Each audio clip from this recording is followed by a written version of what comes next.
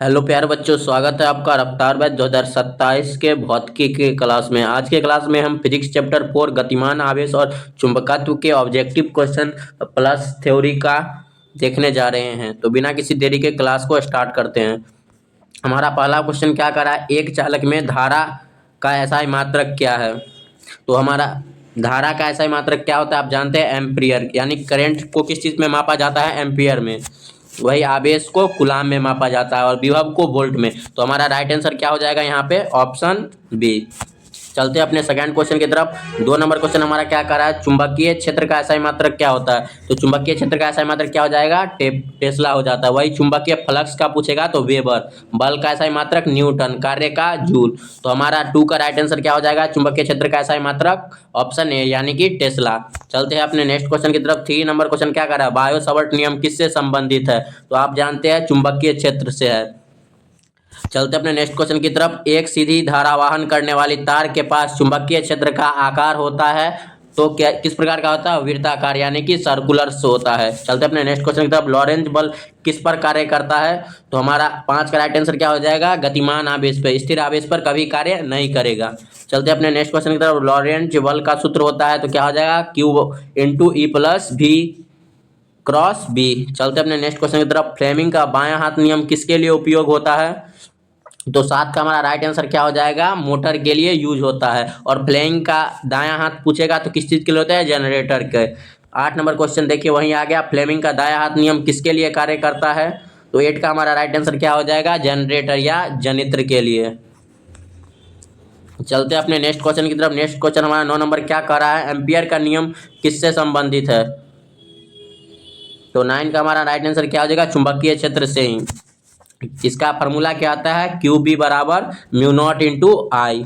चलते अपने next question की तरफ। 10 नंबर क्वेश्चन क्या कह रहा है, एक सोलेनाइड्स के अंदर चुंबकीय क्षेत्र का मान किस प्रकार होता है। तो सभी जगह समान होता है। जब परिनालिका को मोड़कर गोलाकार आकृति दिया जाता है तो उसे क्या कहते हैं, सोलेनाइड्स कहते हैं। चलते हैं 11 नंबर क्वेश्चन की तरफ। चुंबकीय क्षेत्र रेखाएं कैसी होती है। तो 11 का राइट आंसर क्या आ जाएगा, बंद होती है, यानी कि बंद लूप का निर्माण करती है। चलते अपने नेक्स्ट क्वेश्चन की तरफ। 12 नंबर क्वेश्चन क्या करें, चुंबकीय क्षेत्र की दिशा कैसे निर्धारित की जाती है। तो दाएं हाथ नियम के द्वारा किया जाता है, यानी 12 का राइट आंसर क्या आ जाएगा, ऑप्शन ए। चलते अपने 13 नंबर क्वेश्चन की तरफ। वृत्ताकार कुंडली के केंद्र पर चुंबकीय क्षेत्र का मान कितना होता है। तो अधिकतम होता है। वही पूरे का एक्सिस पर तो न्यूनतम होता है। 14 नंबर क्वेश्चन क्या कर रहा है, टार्क का सूत्र होता है। टार्क को किस प्रकार सूचित किया जाता है, ऐसे सूचित किया जाता है। 14 का राइट आंसर क्या हो जाएगा, NIAB होता है।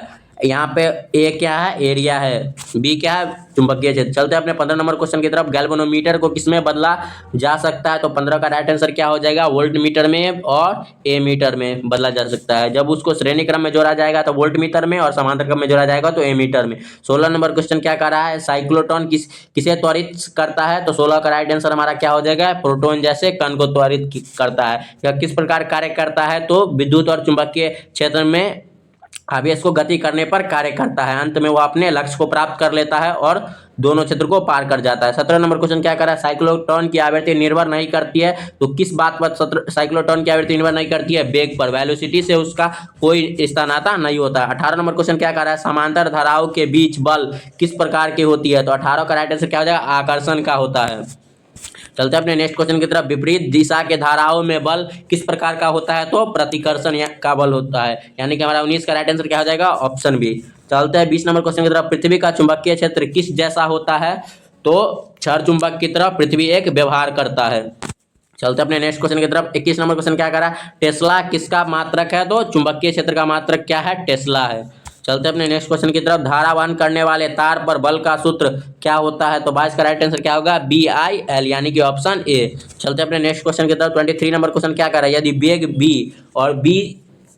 वेग और बी समान दिशा में हो तो बल क्या किस प्रकार का होगा। 23 का राइट आंसर हमारा क्या हो जाएगा, शून्य हो जाएगा। चलते अपने नेक्स्ट क्वेश्चन की तरफ। सोलेनाइड्स का उपयोग किया जाता है तो किस चीज में किया जाता है, चुंबक बनाने में किया जाता है, यानी कि राइट आंसर क्या हो जाएगा, ऑप्शन ए। चलते 25 नंबर क्वेश्चन की तरफ। धारा का दिशा परिवर्तन करने पर क्या प्रभाव पड़ता है। तो 25 का हमारा राइट आंसर क्या हो जाएगा, दिशा बदल जाती है। चलते अपने नेक्स्ट क्वेश्चन की तरफ। हमारा 26 नंबर क्वेश्चन क्या कह रहा है, लॉरेंट्ज बल का दिशा किस नियम से मिलता है? तो 26 का राइट आंसर क्या हो जाएगा, दाएं हस्त नियम की तरफ। चलते अपने नेक्स्ट क्वेश्चन की तरफ। 27 नंबर क्वेश्चन क्या कह रहा है, एक कण वृत्ताकार पथ पर घूमता है जब जब क्या होगा, भी पर परपेंडिकुलर बी होगा, यानी कि भी और बी के बीच में 90 डिग्री का एंगल बनेगा, तब वह वृत्ताकार पथ पे घूमता रहेगा। चलते अपने नेक्स्ट क्वेश्चन की तरफ। चुंबकीय बल हमेशा होता है किस प्रकार का होता है, लंबवत, यानी कि एक दूसरे के परपेंडिकुलर होता है। हेल्महोल्ट्ज कॉइल का उपयोग किस चीज में किया जाता है? तो समान क्षेत्र बनाने में। चलते अपने नेक्स्ट क्वेश्चन की तरफ। विद्युत धारा उत्पन्न करती है, तो 30 का राइट आंसर क्या हो जाएगा, चुंबकीय क्षेत्र। चलते अपने नेक्स्ट क्वेश्चन की तरफ। एक टेस्ला बराबर कितना होता है? तो 31 का राइट आंसर क्या हो जाएगा, 1 वेबर प्रति मीटर स्क्वायर, यानी कि राइट आंसर ऑप्शन ए हो जाएगा। चलते अपने नेक्स्ट क्वेश्चन की तरफ। 32 नंबर क्वेश्चन क्या करें, धारा का परिमाण बढ़ाने पर बी पर क्या इफेक्ट पड़ता है? तो बी का मान भी बढ़ते जाता है, यानी कि राइट आंसर क्या हो जाएगा, ऑप्शन बी।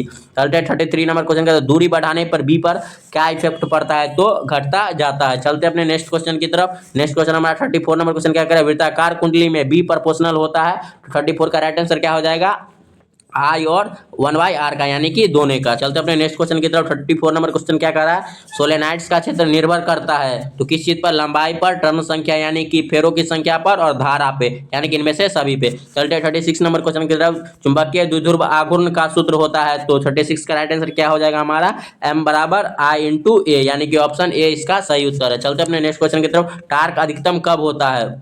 तो 37 का राइट आंसर क्या होगा, 20 होगा, क्योंकि टायर का फॉर्मूला क्या होता है, M B sine theta. Sine theta अधिकतम कब होगा, जब 90 डिग्री का कोण बनेगा। चलते अपने नेक्स्ट क्वेश्चन की तरफ। गैल्वेनोमीटर की संवेदनशीलता बढ़ाने के लिए क्या किया जाता है? तो क्या होगा, टर्न को बढ़ाना होगा और क्षेत्र को बढ़ाना होगा, यानी एरिया को भी इंक्रीज करना होगा और फेरों की संख्या को भी इंक्रीज करना होगा, यानी कि राइट आंसर हमारा क्या आ जाएगा, ऑप्शन यहाँ पे डी हो जाएगा।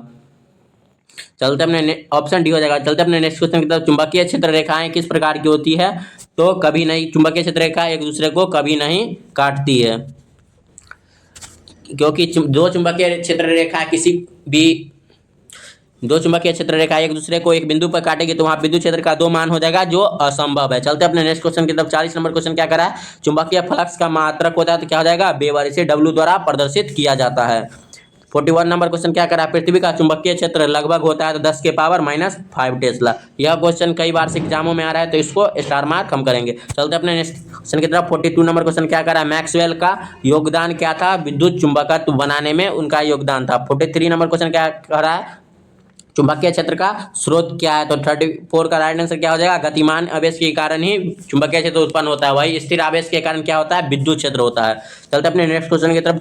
44 नंबर क्वेश्चन क्या कर रहा है, बायो-सावर्ट नियम लागू होता है तो धारा तत्व पर ही लागू होता है। चलते अपने नेक्स्ट क्वेश्चन की तरफ। 45 नंबर क्वेश्चन क्या कर रहा है, एम्पियर का नियम लागू होता है तो बंद पथ पर, इसका फॉर्मूला क्या हो जाएगा, म्यू0 इंटू आई बराबर क्लोज सरफेस इंटीग्रल। चलते अपने नेक्स्ट क्वेश्चन की तरफ। साइक्लोट्रॉन कार्य नहीं करता है तो 46 के राइट आंसर क्या होगा, न्यूट्रॉन जैसे आवेशीन कणों पर। 47 नंबर क्वेश्चन क्या कर रहा है, चुंबकीय क्षेत्र का प्रभाव किस प्रकार कार्य करता है, दिशा बदलता रहता है। चलते अपने नेक्स्ट क्वेश्चन की तरफ। 48 नंबर क्वेश्चन क्या कर रहा है, यदि Q बराबर 0 हो तो बल किस प्रकार का होगा? तो बल का मान 0 हो जाएगा, क्योंकि 0 से किसी भी संख्या में गुना करेंगे तो मान 0 ही आ जाएगा। चुंबकीय हमारा 49 नंबर क्वेश्चन क्या करा, चुंबकीय क्षेत्र का कार्य होता है तो क्या होता है, कुछ कार्य नहीं होता है। चलते अपने नेक्स्ट क्वेश्चन की तरफ। सोलेनाइड का क्षेत्र किसके समान होता है? तो सोलेनाइड किस प्रकार का काम करता है, एक क्षर चुंबक की तरह कार्य करता है। हमारा 4th चैप्टर से भी 50 क्वेश्चन का सीरीज समाप्त हुआ। मिलते हैं फिर नेक्स्ट क्लास में। क्लास आपको कैसा लगा कमेंट में अपना फीडबैक जरूर दें।